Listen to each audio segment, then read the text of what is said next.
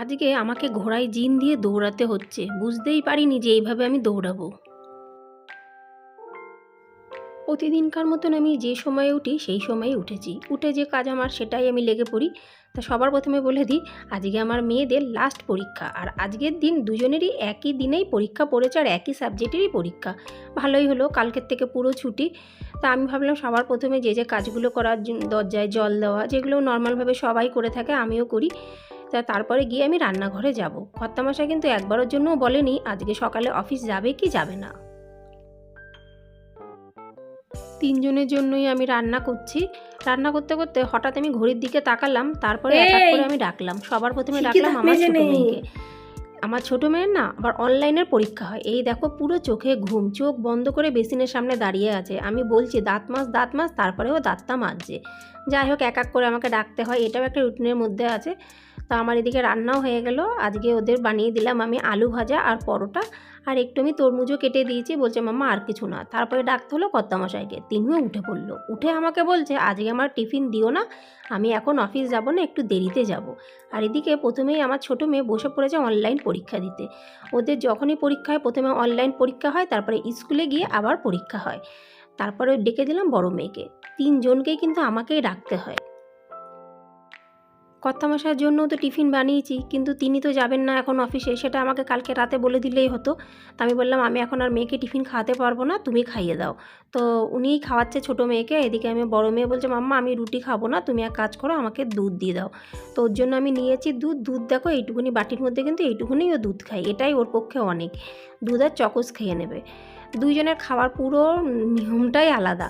যাই হোক, যে যেরকম পছন্দ করে, মানে যে ঠাকুর যে ফুলে সন্তুষ্ট তাই খেয়েই যথেষ্ট। রেডি হয়ে গেছে। আমি বললাম তাহলে আমি আর আজকে নিচে ছাড়তে যাব না, তুমি যাও। আমাকে নিচে গেলে আমি একটু যাব, বন্ধুদের সাথে কথা বলবো, এদিক ওদিক হাসি ঠাট্টা হবে, ওতে আমার অনেকটা সময় নষ্ট হবে। প্রথমেই তো কর্তামশাই বলে দিল যে আমি কিন্তু এখন অফিস যাব না, আমি দেরিতে অফিস যাব, এই প্রায় 9:30 10টার দিকে, তার মধ্যে তুমি রান্না করে নাও।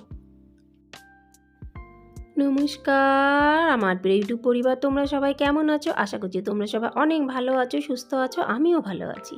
আমি সুপ্রিয়া, আমি তোমাদের সবাইকে আমন্ত্রণ জানাই নাসিকের ঘরকন্যার আরেকটি নতুন ব্লগে। যে প্রান্ত থেকে আমার ভিডিওটি, আমার ব্লগটি দেখছো, আশা করছি তোমরাও সবাই অনেক ভালো আছো।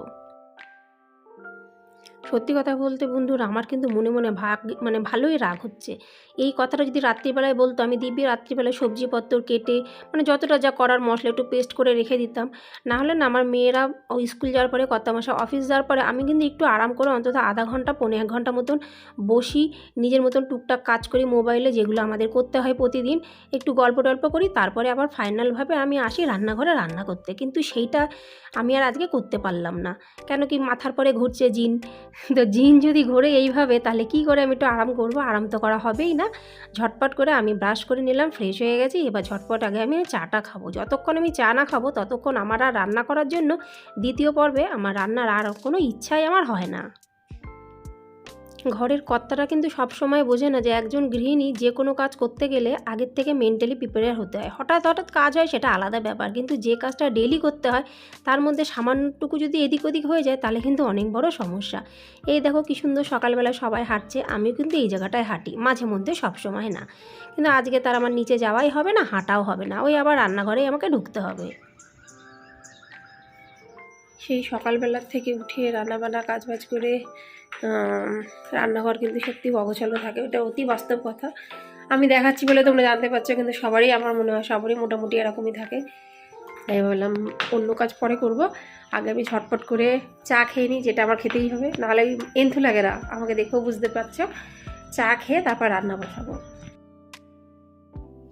প্রতিদিনকার মতো আজও খুব সুন্দর দুটো কমেন্টস তোমাদের সাথে আমি শেয়ার করব। প্রথম কমেন্টসটি লিখেছে কুকিং ব্লগ প্রিয়াঙ্কা রয়। প্রিয়াঙ্কা বোন লিখেছে, দিদিভাই তুমি এত কাজ করো, তোমার কাজ করা দেখে আমি হাঁপিয়ে যাই।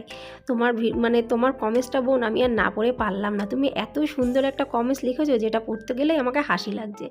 যাই হোক, তুমি আমার ভিডিওটি দেখে এত সুন্দর কমেন্টস করেছো, তার জন্য তোমাকে অনেক ধন্যবাদ, অনেক ভালোবাসা। আর এই প্রিয়াঙ্কা বোন কিন্তু আমাদেরই পাশের দেশ, প্রতিবেশী দেশ বাংলাদেশ থেকে লিখেছে। অসংখ্য ধন্যবাদ প্রিয়াঙ্কা বোন তোমাকে।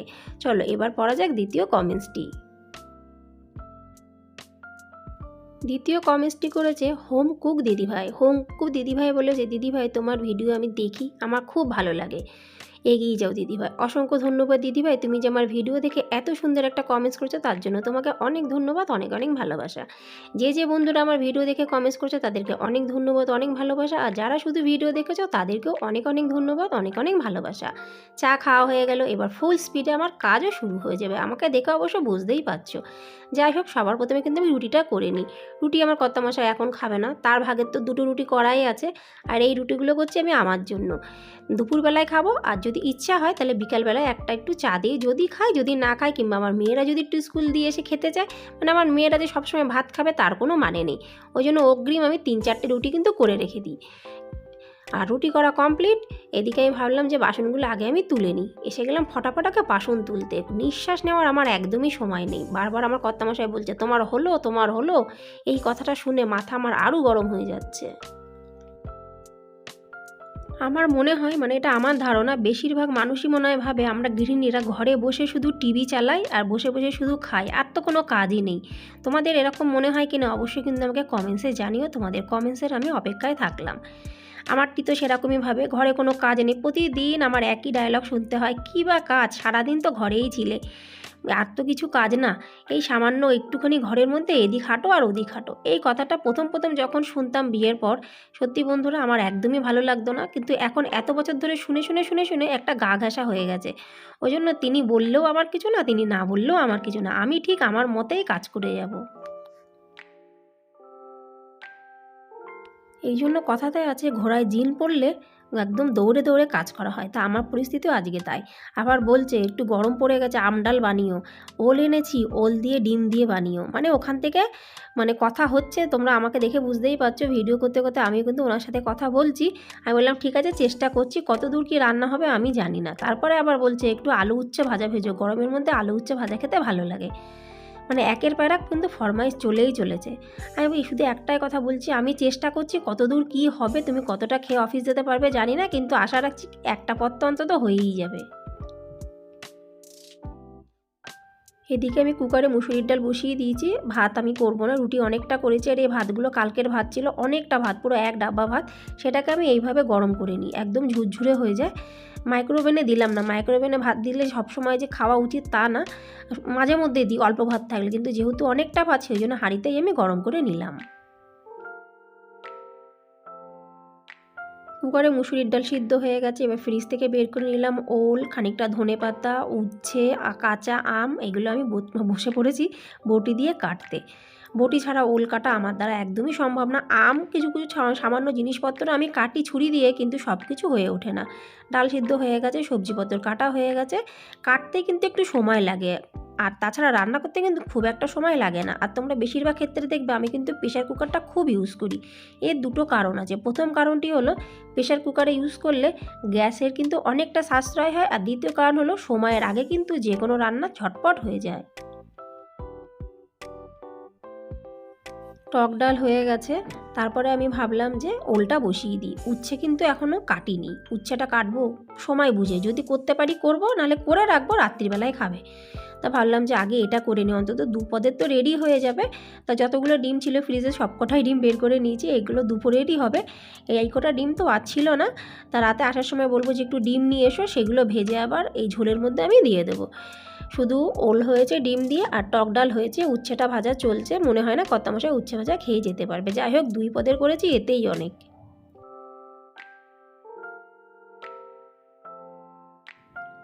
আমি যে কিভাবে দৌড়ে দৌড়ে সব করছি আমিই জানি। ভিডিওটা দেখলে তোমরা অন্তত কিছুটা গেস করতে পারবে। কর্তামশাই তো নাচতে নাচতে এখন যাচ্ছে অফিসের দিকে। কিছু বলার নেই, কোনো কথা নেই, মানে কথা হারিয়ে গেছে যেন। পাগলের মতন দৌড়াচ্ছিলাম। যতক্ষণ ঘরে ছিল এটা করনি, এখনো ওটা করনি, এখনো তোমার রান্না হয়নি, আমি এক্ষুনি অফিস চলে যাব। আমি এবার ভাবছি বেকার বেকার বসে সময় নষ্ট করার কোনো মানে নেই। যে কটা কাজ পড়ে আছে ঝটপট সেগুলো করি, তারপরে আমি একটু এডিট করব। মোবাইলের কাজ না করলে কি আর আমাদের চলবে? ওটাই তো আমাদের মেন কাজ। তো ওটা হঠাৎ হঠাৎ করে কিন্তু আমার হয় না, একটু মাথাটা ঠান্ডা ধীর মস্তিষ্ক হবে, তবেই কিন্তু আমি সেই কাজগুলো করতে পারি। বাকি রইল সামান্য কিছু কাজ, এগুলো আমি ঝটপট আগে সেরে নিই। মেয়েদের আজকে আবার পরীক্ষা শেষ, ওরাও একটু পরে চলে আসবে, একটু পরে মানে এখনও বেশ খানিকটা সময় বাকি আছে। তার মধ্যে আশা করছি আমার সমস্ত কাজবাজ হয়ে যাবে। বাসন মাজা হয়ে গেছে, ঘর ঝাড় দেওয়া হয়ে গেছে, এবার আমি শুধু মুছে নেব। মুছে নিয়ে তারপরে একটু বসবো, তারপরে যাব স্নান করব, পুজো করব, ব্যাস আজকের জন্য মানে আমার এই সময়কার যতগুলো কাজ ছিল কর্তামশাইয়ের তাড়ার জ্বালায় কিন্তু আমি ঝটপট করে সব কাজ করে ফেললাম। যদি তাড়া না পড়তো তাহলে কিন্তু আমার এতগুলো কাজ একসাথে হতো না, হতো সেই আস্তে আস্তে আস্তে আস্তে। তাহলে দেখলে ঘোড়ায় জিন পড়লে অটোমেটিক কিন্তু ঘোড়া দৌড়ায়। তাহলে বন্ধুরা আজকের ভিডিওটি আমি এখানে সমাপ্ত করছি। ভিডিওটি যদি তোমাদের ভালো লেগে থাকে অবশ্যই লাইক, সাবস্ক্রাইব, শেয়ার, কমেন্টস করে পাশে থেকো। বাকি রইলো জামা কাপড় মেলানো, এগুলো আমি অফ ক্যামেরা কাচতে দিয়ে দিয়েছিলাম। যখন কাচা হয়ে গেছে এইগুলো আগে মিলিয়ে নিই, তারপরে আমি যাব স্নান করতে। তাহলে আজ এই পর্যন্তই, আবার তোমাদের সঙ্গে দেখা হবে পরবর্তী ব্লগে। ততক্ষণের জন্য নমস্কার।